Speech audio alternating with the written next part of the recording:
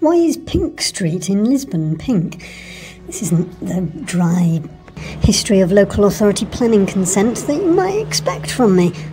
Rua Nova de Carvalho, better known as Pink Street in the Quai de Sodre district.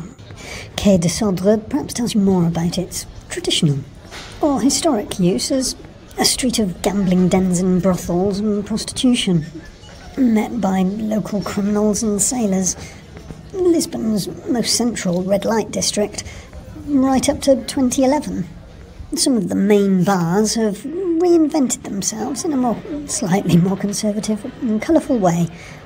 It's rather difficult to investigate whether it was the idea of Central Planning Authority, who ended up paying for the regeneration, the facelift that has turned round the neighbourhood's atmosphere and reputation. Few in the way of memories from the past abound, but Music Box under the bridge is still there.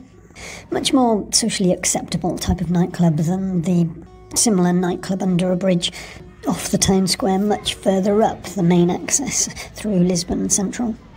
Rua Cor de Rosa still hosts Penhal Amor, a seasoned bar, and Sol e Pesca, and a few other notorious old bars have stuck around, but are significantly changed. You can't help but wonder whether these bar owners perhaps instigated the turnaround and got the council to pay for it all, through fair means or foul.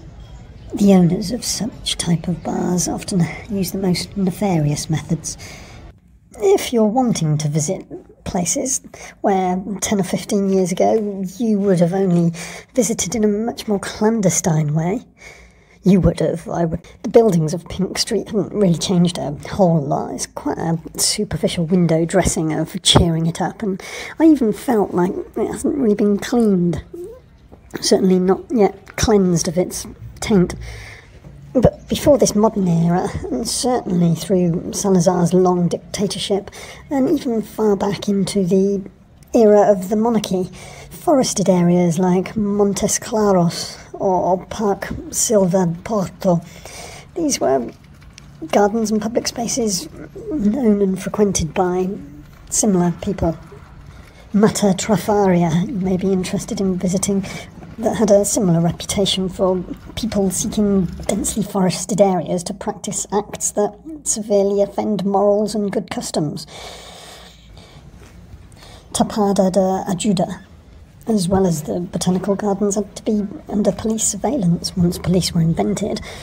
The junior aristocrats of the monarchy weren't really supervised. These were outside of the old town centre and a short carriage journey away.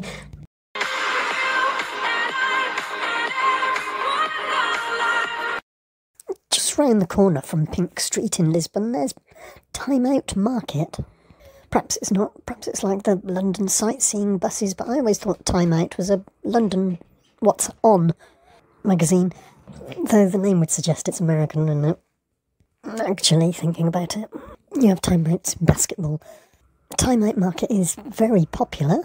It's a bit like Borough Market, but very ordered, designed and linear.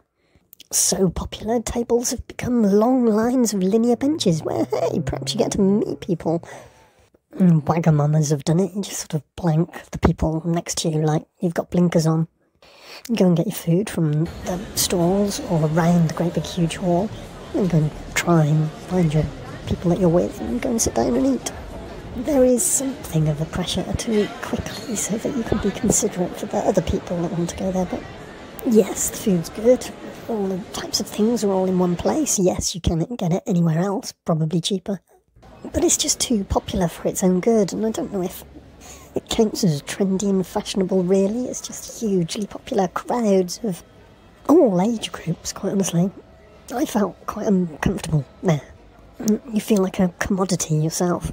You can sort of make a comparison to Witherspoon's pub at Heathrow Airport, or perhaps some huge pop-up festival dining hall. But there is no event on, there is no music festival, there is no scene secondary. Perhaps there is sometimes. There's a huge wet fish and vegetable market next door that could easily become The stage. Time Out tends to consider itself trendy. It's got its finger on the pulse, so why not give the place some pulse rather than just its own buzz? But the buzz is definitely there. I think it's a confirmation thing why people gather together in places where lots of other people are gathering together but don't actually want to interact with the other people. I found it personally that I got the feeling of being invalidated. Rather than going to a pub or nightclub environment where you might be looking for a friend, this was more like